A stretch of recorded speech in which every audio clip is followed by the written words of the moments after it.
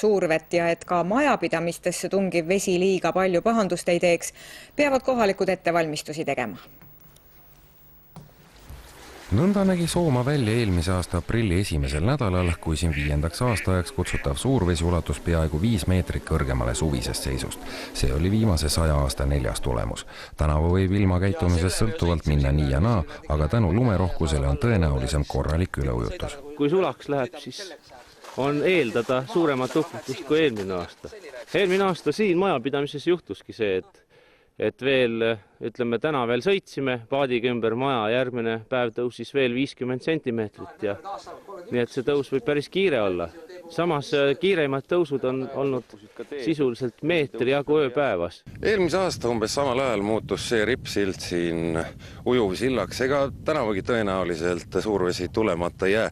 Kohalikud peavad selleks korralikult valmistuma. Kui ikkagi vesi tuleb sulle hoovi, siis tuleb ju kokku korjata kõik see, mis muidu ära ujuks. Mis iganes on siia sügisest võib-olla jäänud ja näiteks kas või saunatünn eelmine aasta ju ka see oleks muidu ära ujunud, kui teda kinni seoks. Nii siduski peremees koos sõbraga tünni ja nipet-näpet veel puu külge ja kuna mullu tungis vesi enam kui põlvekõrguselt tuppagi, vedasid osa mööblit ja küttepuud ülakorrusele. Aga kui vesi toas, mis siis teha?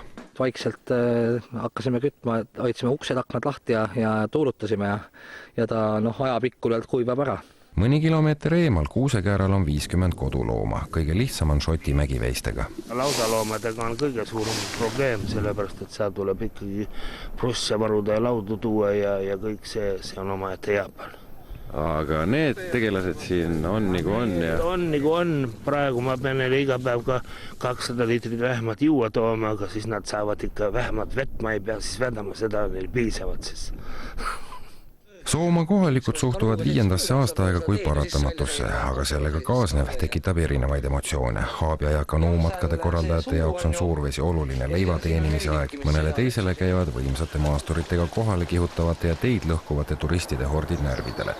Loodusesse ja kohalikesse austavalt suhtuvate külaliste vastu pole kellelgi midagi. Missugune olukord Soomal parasjagu on ja millal vesi tõuseb, saab kodunt lahkumata jälgida veebikaamerast interneti aadressil sooma.com. 22.